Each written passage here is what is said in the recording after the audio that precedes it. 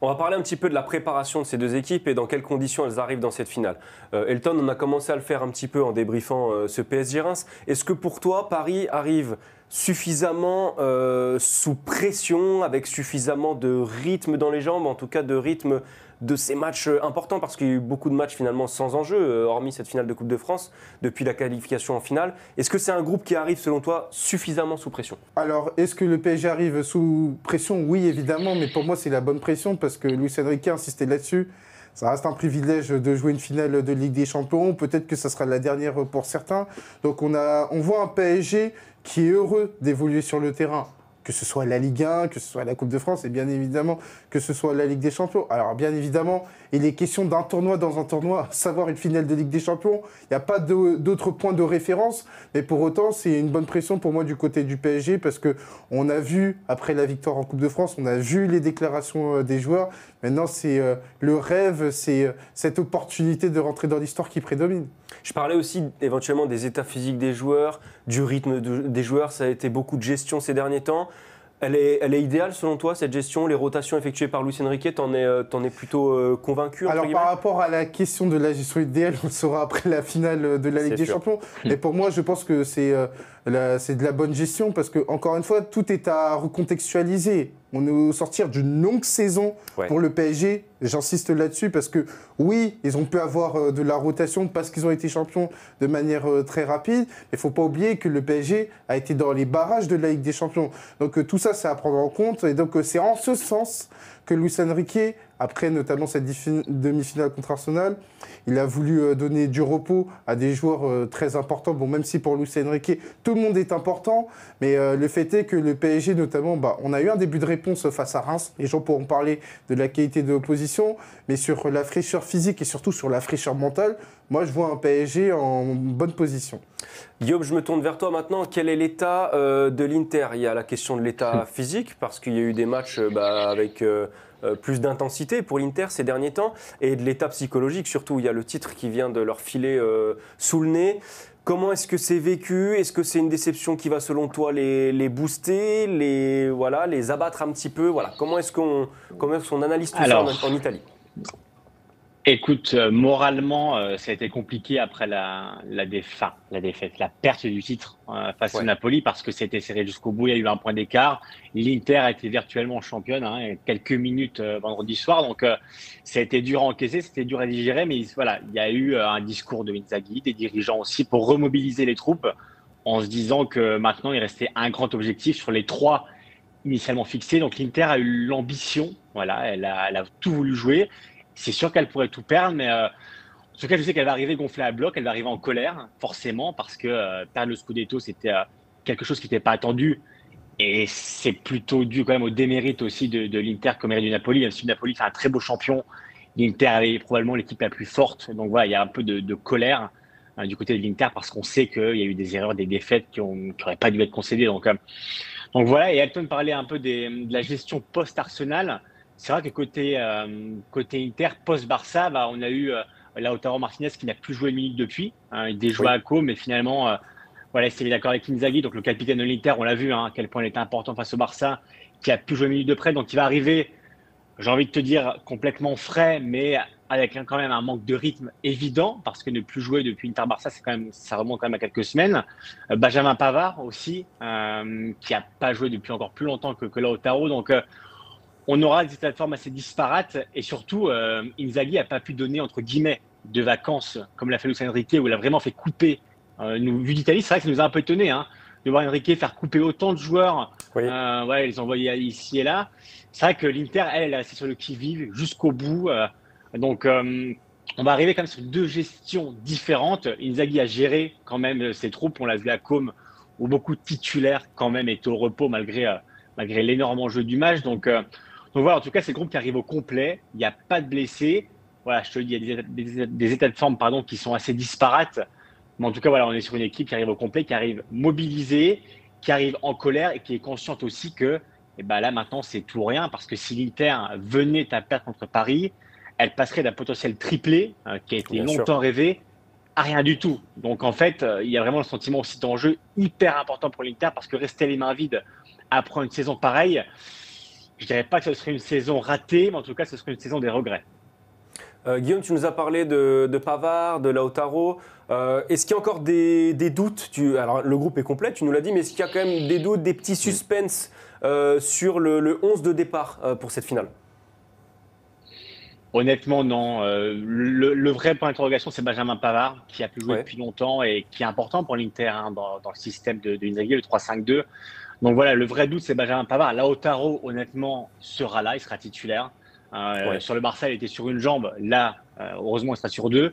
Mais il n'aura peut-être pas 90 minutes dans les jambes, voire plus. On verra le scénario de la finale. Donc non, il n'y a pas de suspense. On sait que l'Inter a une moyenne d'âge de 29 ans. Donc les divers Acerbi, Mkhitaryan, même Sommer ont été reposés. Donc voilà, les joueurs arrivent frais. Le vrai doute, voilà, c'est Benjamin Pavard. Est-ce qu'il sera titulaire ou non? On sait que Inzaghi a des alternatives. Donc, voilà, il n'y aura pas de vrai suspense sur la compo. Mais en tout cas, le groupe est complet et c'est ça la vraie info. Et c'est ça qui est important pour l'Inter, c'est d'arriver avec tout le monde. Et après, ce sera Inzaghi de choisir. Et on le rappelle, Arthur, pour finir quand même sur Inzaghi, on sait qu'il y a une grosse offre d'Al Hilal. C'est un sujet en Italie. Préparer une finale de Ligue des Champions avec un entraîneur qui visiblement est en phase de réflexion. Là maintenant, il n'a pas décidé, mais on sait qu'il y a une grosse offre. On parle de 50 millions sur 2 ou 3 saisons. Donc voilà, c'est aussi un vrai sujet avant cette finale. Est-ce qu'Inzaghi va rester ou non? On aura la réponse après Munich, mais en tout cas ici à Milan, il y a une discussion quand même autour de l'avenir d'Inzaghi et ça rentre forcément en jeu quand on prépare une finale de Ligue des Champions. Elton, le PSG aussi sera au complet pour préparer cette finale de Ligue des Champions et pour l'aborder. Il y a quand même toujours ce même petit suspense qui concerne le secteur offensif. En gros, c'est Doué ou Barcola, si on en croit ce qui s'est passé sur les dernières sorties en Ligue des Champions. Est-ce que pour toi, l'interrogation est toujours la même? Est-ce que Gvara peut éventuellement être remis en question, étant donné que Barcola revient aussi en confiance, etc. Qu'est-ce que tu penses qu'est-ce que tu imagines du trio offensif parisien contre l'Inter? Ce qui est bien, c'est que par rapport à la finale de samedi, que ce soit Doué ou Barcola, ils ont créé des mots de tête à Luis Enrique. C'est clair. Des bons mots de tête, parce que Barcola a été buteur à 2 reprises, et Désiré Doué a été passeur à 2 reprises, et à chaque fois pour Bradley Barcola. Donc ça s'inscrit dans ce que veut Luis Enrique, à savoir l'émulation collective. Un PSG, Luis Enrique, c'est son grand rêve, un PSG où il n'y aurait que des titulaires dans l'absolu, mais pour autant, par rapport à ce qui s'est passé, notamment sur la fin de Ligue des Champions, je pense que Désiré Doué part avec une avance par rapport à Bradley Barcola, même si Gvara a été quand même reposé en raison de maux de tête. C'est le trio qui a eu une phase ascendante sur la fin de Ligue des Champions. Barcola a été quand même titulaire en demi-finale retour de Ligue des Champions, mais c'était précisément dû au fait que Ousmane Dembélé n'était pas totalement à 100%, mais je vois le même trio. Mais c'est vrai que, notamment sur une finale, encore plus une finale qui pourrait s'étirer avec notamment prolongation ou pourquoi pas séance de tir au but, Barcola pourra avoir une importance, mais je vois un statu quo sur le secteur offensif. Si on se projette un peu plus sur ce qui va se passer vraiment sur le rectangle vert, tactiquement notamment, le PSG est toujours fidèle à lui-même. L'Inter, pour le coup, nous a montré qu'il pouvait afficher des visages très différents. Par exemple, en phase de ligue, équipe très solide, et en demi contre le Barça, équipe capable de répondre à des scénarios complètement fous. Quelles vont être les clés tactiques du match selon vous? Je te laisse d'abord la parole, Elton. La fluidité au niveau des positions, parce que c'est 2 équipes qui en raffolent de ça, que ce soit du côté du PSG et que ce soit du côté de l'Inter, dans cette capacité à se déformer pour déséquilibrer l'adversaire. À l'Inter, on l'a vu contre le Barça, notamment sur le match aller, ça a été un modèle là-dessus. Et le PSG, vu d'Angleterre, ça a été pour moi sa principale force, cette capacité justement à se rendre imprévisible pour l'adversaire et prévisible pour lui-même. C'est le leitmotiv de Luis Enrique, cette fluidité positionnelle qui permet aux joueurs de permuter sans pour autant déséquilibrer l'effectif. Et en face, il se trouve qu'il y a une équipe qui est capable de faire la même chose. Pour moi, le symbole, c'est évidemment les pistons, que ce soit Di Marco et Dumfries, dans cette capacité à apparaître dans des zones où on ne pourrait pas forcément les imaginer. Si l'une des 2 équipes arrive à imposer cette fameuse fluidité positionnelle avec cette idée de permutation, je pense qu'elle aura fait un grand chemin vers la victoire. Mais en même temps, il y a aussi cette capacité à maximiser les temps forts et à minimiser les temps faibles. On sait qu'à ce jeu-là, j'ai parlé de ce contre de Guillaume, l'Inter est quand même très forte parce que pour passer au score devant l'Inter, il faut se lever très tôt. Donc pour moi, c'est les 2 principaux enjeux. Justement, Guillaume, quel visage de l'Inter on va avoir? A priori, Si on l'imagine un peu comme ça facilement, on se dit bon, ça va être bloc bas, on va jouer les contres. Est-ce que c'est à ça qu'il faut s'attendre? Pas forcément, pas forcément. Ok. Et Elton parlait d'être mené au score. On rappelle que l'Inter, dans cette saison de Ligue des Champions, elle n'a été menée qu'au maximum 170 minutes. Donc c'est une équipe qui était très peu menée au score, qui sait gérer les temps faibles, les temps forts. Elle n'a eu qu'une défaite au compteur. Donc non, il y aura aussi une question des transitions, parce qu'on l'a vu, le Barça, notamment à l'aller, avait laissé énormément de transitions. Il y avait vraiment des boulevards pour l'Inter. Et l'Inter adore ça. L'Inter, cette saison, a eu beaucoup de difficultés face au bloc bas. Alors, de ce que je sais, c'est que le PSG n'est pas vraiment habitué à jouer en bloc bas. Voilà. Donc, je pense que l'Inter va essayer de profiter aussi des espaces laissés par exemple, Achraf Hakimi, qui est un des meilleurs joueurs du PSG. On le sait, parfois dans le dos, ça peut aller très vite. Donc, il y aura des duels dans le duel. Ça va vraiment être intéressant de voir un peu ce qu'on veut proposer comme deux tacticiens comme Inzaghi et Enrique. On est quand même sur ce qui se fait de mieux en Europe aujourd'hui. Donc, voilà, Elton a dit toutes les clés. Donc, je vais pas aller au-dessus de ce qu'il a dit. Mais c'est vrai que, voilà, moi, de ce que j'ai vu au stade cette saison, j'ai beaucoup vu l'Inter. Et c'est vrai que les blocs bas, elle a beaucoup souffert quand c'était regroupé, quand il y avait de la densité.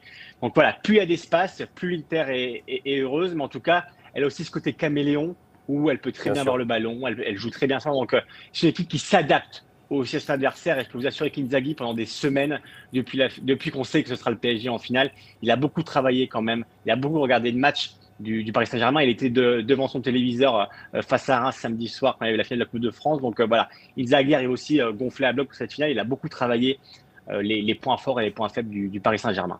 Guillaume, tu commençais à nous parler de match dans le match. Il y en a un qui nous intéresse quand même, c'est ce match dans le match aussi pour le Ballon d'Or, éventuellement, entre Ousmane Dembélé et Lautaro Martinez. Les deux leaders offensifs des deux équipes, et deux leaders qui sont peut-être un peu moins bien ces derniers temps pour des raisons différentes.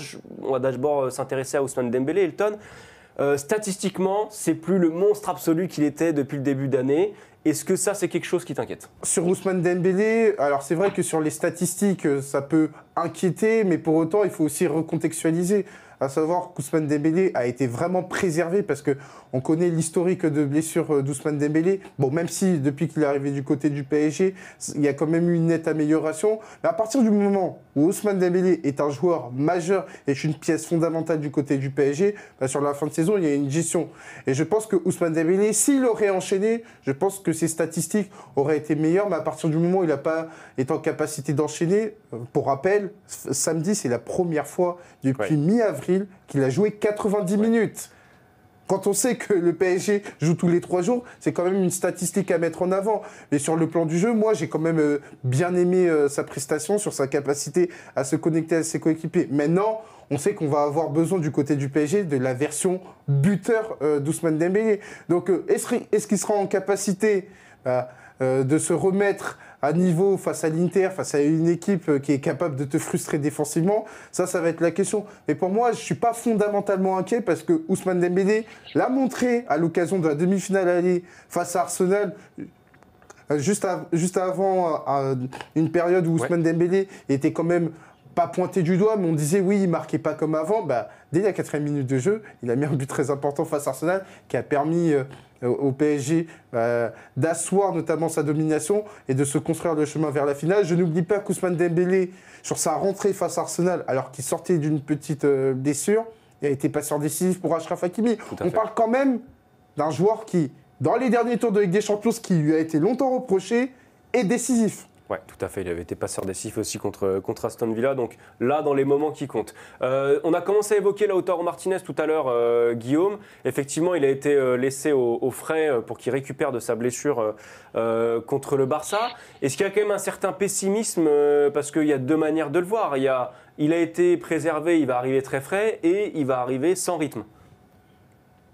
Pessimisme, non, parce que dès le post-Barça, il y a eu un programme sur mesure fait par le staff de l'Inter. Donc, il a travaillé individuellement beaucoup. Il a repris l'entraînement collectif la semaine dernière, avant le match contre Com.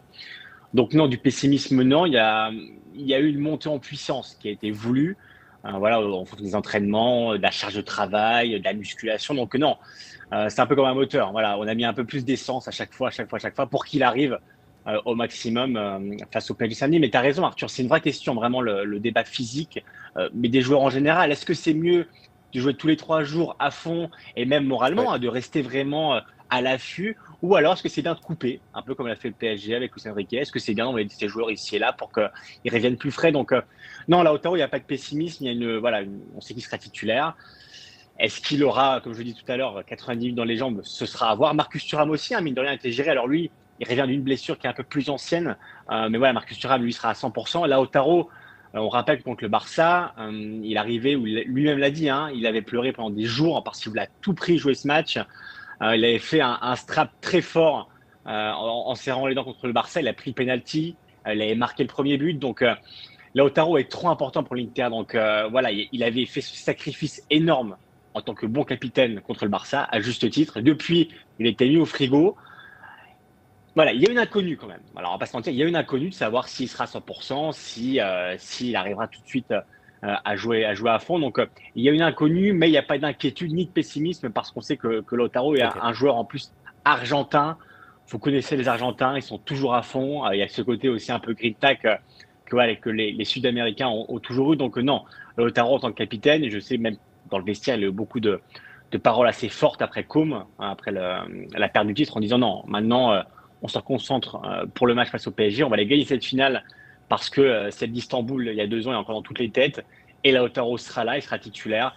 Voilà, il y a eu un programme sur mesure qui a été fait et je pense vraiment s'il n'est pas à 100%, en tout cas, Arthur, il sera entre 80 et 90. Allez.